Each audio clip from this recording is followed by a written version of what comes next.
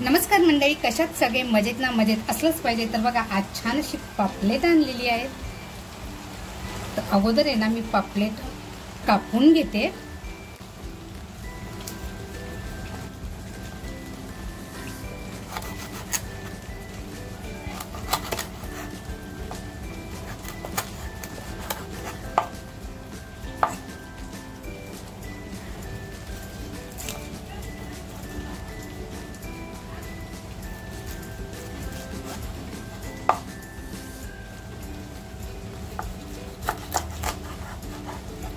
तर बघा, पापलेट कापून घेते, पोटातली घाण वगैरे सगळं काढून टाकते आणि मग स्वच्छ करून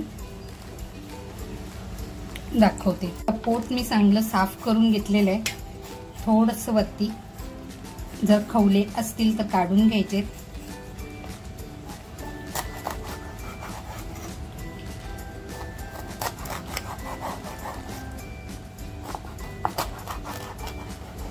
तर बघा, अशी मी पापलेट कापून घेते.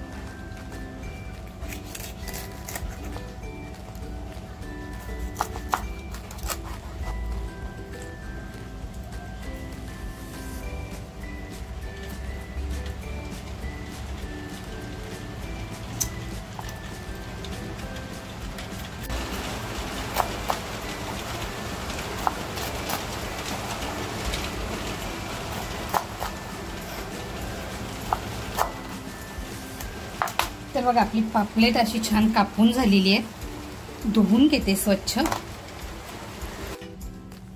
तर बघा, ही एवढी पापलेट मी बाजूला काढले तुकडे, आणि 4 तुकडे मी फ्रायसाठी बाजूला काढलेले आहेत. तर अगोदर ह्याच्यामध्ये आहे ना, मीठ टाकून घेते.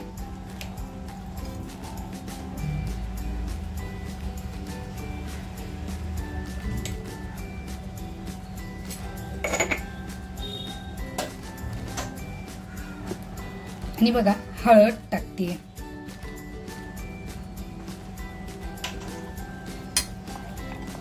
आता हे आपल्याला ना, मीठ आणि हळद ह्या पापलेटला लावून एक 10 मिनिटं बाजूला ठेवून द्यायचंय. तोपर्यंत आपण दुसरी तयारी करूया. तर बघा, इकडे साहित्य घेतलंय. चिंच घेतली भिजून मी. त्याच्यानंतर काश्मीरी मिरच्या घेतल्यात. 1 चमचा धणे घेतले. त्याच्यानंतर इकडे घेतले ओलं खोबरं. छोटासा बघा कांदा घेतलाय. त्याच्यानंतर 5 ते 6 लसूणच्या पाकळ्या घेतल्यात. तिखटवाली मिरची घेतली आहे, कारण काश्मीरी मिरची तिखट नसते. 2 ते 3 काळी मिरी घेतली आहे, आणि तिसलं घेतली आहे, आणि एक आल्याचा तुकडा घेतलाय. तर अगोदर आहे ना, मी मिरच्या आणि धणे बारीक करून घेते. अद्रक बोल ना. अद्रक बोलायचं का? ठीक आहे. मिरच्या आणि धणे जे घेतले ते अगोदर बारीक करून घेते.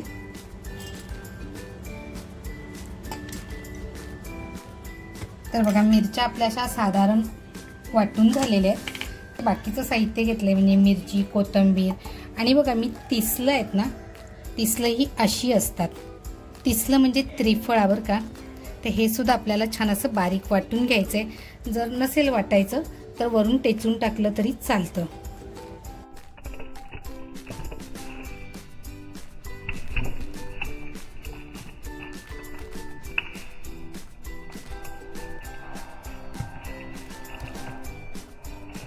चिंच घेतली आहे बघा, ती चिंच टाकते, आणि ह्यात आपल्याला छान बारीक वाटून घ्यायचंय. तर बघा, आपला मसाला सुद्धा एकदम असा बारीक झालेला आहे वाटून. कलर सुद्धा बघा अप्रतिम झालाय. आणि सॉरी मित्रांनो, काय झालं, जिरं टाकताना दाखवायचं राहून गेलं. तर मी ह्याच्यात थोडंसं म्हणजे 1 चमचापेक्षा कमी जिरं पण घेतलेलं आहे. बघा, मी हे मातीच्या भांड्यात बनवते. तेल टाकणार नव्हती, पण थोडंसं तेल टाकते बघा, अगदी किंचित तेल टाकलेलं आहे आणि ते असं भांड्याला पसरवून घेते फक्त बघा. स्लो फ्लेमवरतीच ठेवले. हा जो मसाला करून घेतलाय तो डायरेक्ट मी हंडीमध्ये टाकते आणि थोडासा मसाला बघा काढून ठेवते.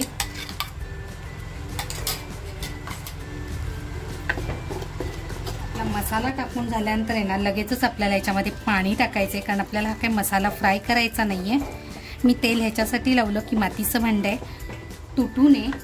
फुटू नये म्हणून तेल टाकले. आता जितकं पाणी पाहिजे ना आपल्याला तितकं आपल्याला पाणी टाकून घ्यायचंय. मी बघा 1.5 ग्लास जवळजवळ पाणी टाकलंय.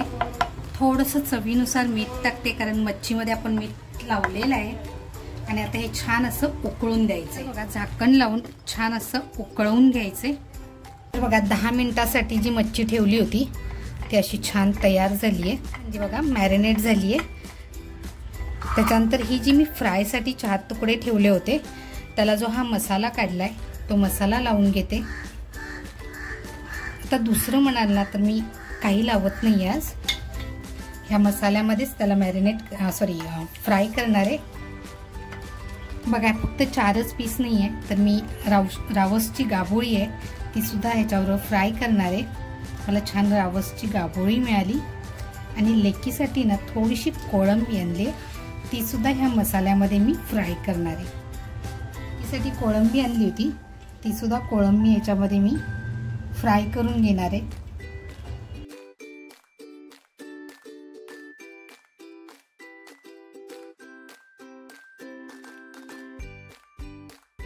याच्यामध्ये शलाका ऑल इन वन घरगुती मसाला टाकते, आपला चवीनुसार मीठ टाकते आणि हे आपल्याला छान असं मिक्स करून घ्यायचे.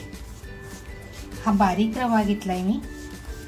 तुम्ही रव्याबरोबर आहे ना तांदळाचे पीठ सुद्धा घेऊ शकता, मग मच्छी ना एकदम कुरकुरीत होते, एकदम क्रिस्पी होते. तर बघा आपला रस्सा किती छान उकळतोय, मस्त असा रस्सा उकळलेला आहे.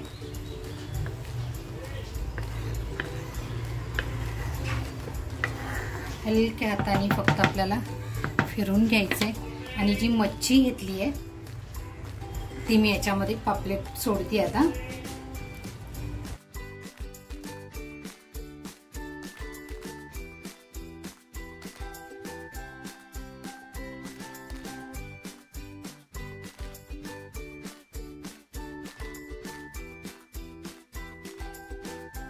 तर बघा आता आपल्याला हे हलवायचं नाहीये, हलक्या हाताने फक्त असं फिरून घ्यायचंय आणि शिजून द्यायचंय.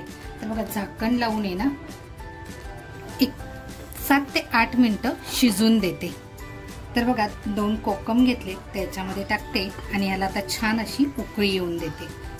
तर बघा रवा जो घेतलाय त्याच्यामध्ये छान असं पापलेट टाकून कोटिंग करून घेते आणि आता आपल्याला हे फ्राय करायचे.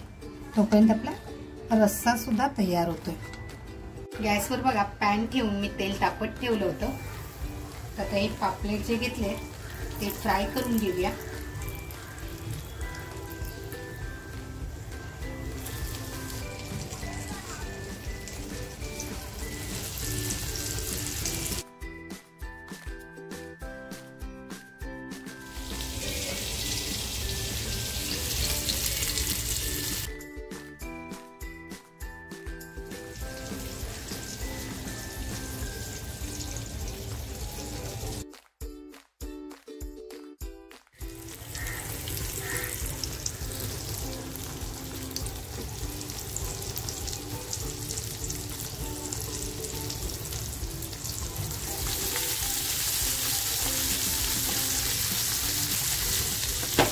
तर बघा पापलेट जे आहेत ते एक बाजूने छान असं फ्राय झाले. पलटी करून घेऊया.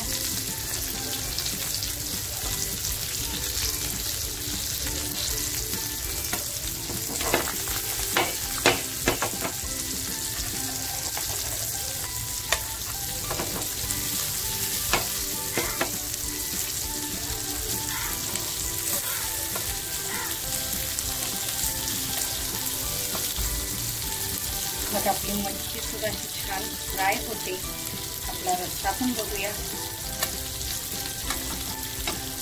तर बघा आपला रस्सा पण असा छान उकळलेला आहे।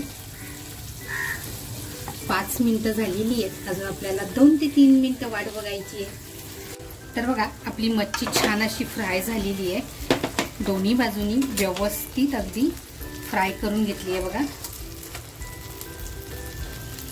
तर बघा आपला गोवन रस्सा तयार झालेला आहे।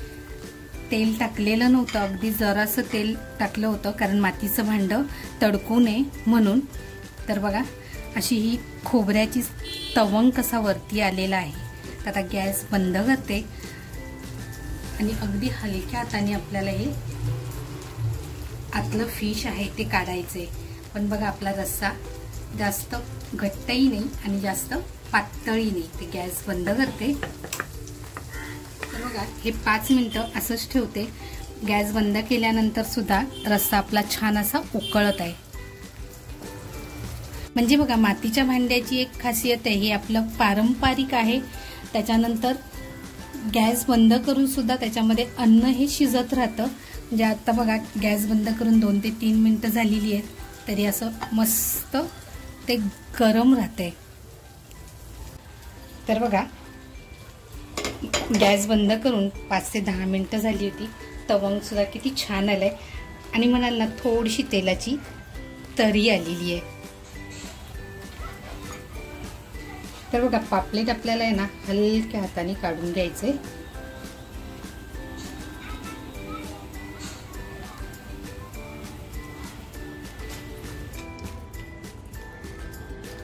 आणि बघा इकडे आपलं पापलेट फ्राय,